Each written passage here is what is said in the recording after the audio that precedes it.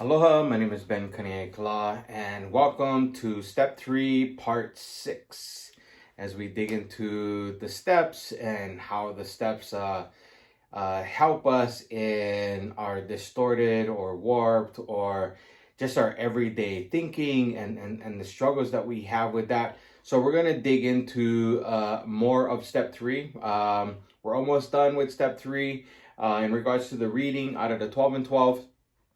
So I'm going to do Step 6, and we'll probably have another Part 7 to follow shortly after this. So I wanted to start on page 39. It says, so how exactly can the willing person continue to turn his will and his life over to a higher power? So how do we keep doing this process? And I think throughout the videos of Step 1, Step 2, and then now into Step 3, I think we have a pretty good idea of how we must continue to turn our will or our thinking and our behaviors over to this newfound higher power that you have, or this growing idea or definition of what a higher power is for you, whatever that might be. But how do I continue doing that? He made a beginning. We have seen when he commenced to rely upon a 12-step program or a combination of a number of different things for the solution for his thinking problem, or the pain and suffering that's created internally and both externally. By now, though, the chances are that he has become convinced that he has more problems than just the one that he might be coming in with or for, and that some of these refuse to be solved by all the sheer personal determination and courage he can muster. Self-will, I can figure this out by myself. I'm going to do it by myself. I don't need to ask for help, or I'm shame, or my pride is in the way, or my ego. I'm me, man. I don't ask for help. Whatever it might be, whatever the resistance is, it's not external. The resistance here in making a decision has to do with me. So it doesn't matter how much personal determination or muster you have. They simply will not budge.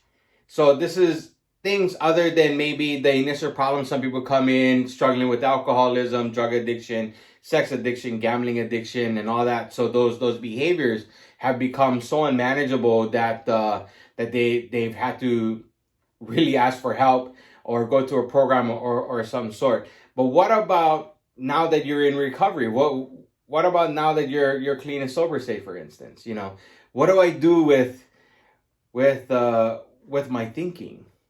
What do I do with that compulsive, repetitive thoughts and thinking that I have, or anxiety or stress or depression or whatever it might be? What do I do with this?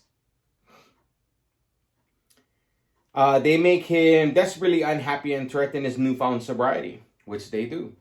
Our friend is still victimized by remorse and guilt when he thinks of yesterday, when we think of the past and of the future. Bitterness still overpowers him when he browses upon those he still envies or hates. His financial insecurity worries him sick, and panic takes over when he thinks of all the bridges to safety that he has burned behind him. And how shall he ever straighten out that awful gem that cost him the affection of his family and separated him from them? His lone courage and unaided will cannot do it. Surely he must now depend upon somebody or something else. And that's the place that we have to be, not just when shit's hitting the fan or it's really bad. It's literally something that we have to do every moment, every day, throughout the day. Yeah, this type of surrender, this type of letting go, the letting go of the past, the letting go of the future, the surrender to the past, the surrender to the future, to be able to be now, to be able to be in the present moment. It takes surrender. So at first, that somebody is likely to be the closest friend or therapist or person in the 12-step program. He relies upon the assurance that his many troubles in sobriety, now made more acute because he cannot use whatever he was using or she was using to dull the problems. Yeah. To kill the pain can be solved too. So we cannot use alcohol, drugs, sex, greed, eating, whatever it might be, to kill the pain.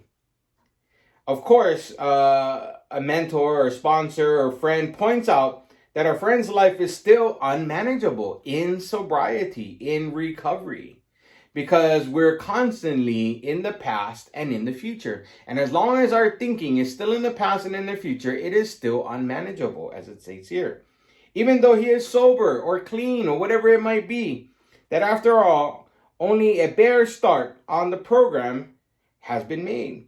More sobriety brought about by the admission of the problem and by attendance at meetings or support groups or whatever it might be is very good. It's a good start for us, but it is bound to be a far cry from permanent sobriety and a contented, useful life. That is just where the remaining steps, as we're going to go on in the program, come in.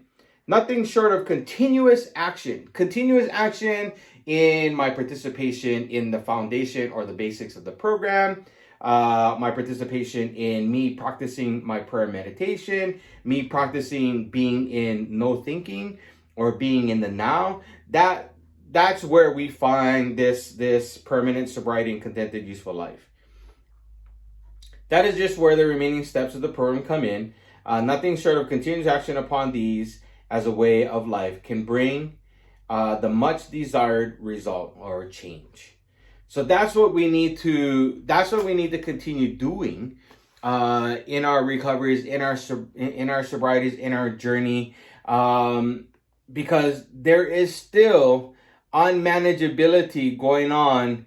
Even if you're clean and sober, even if you've stopped acting out sexually, or you're working on your program in regards to gambling or whatever the issue might be, the glaring issue might have been addressed or worked on and all that kind of stuff, and it's become manageable. But what about what's between my two ears? That's the part that we have to continuously work on in our sobrieties. So stay tuned for part 7. Continue to follow us here on YouTube or on our website, Phoenix Rising Addiction Center. That's where all of our materials are. Or if you're needing any kind of help or individual work, we're also available for individual sessions. We're here to support you. So I hope this helps. Thank you very much. Mahalo.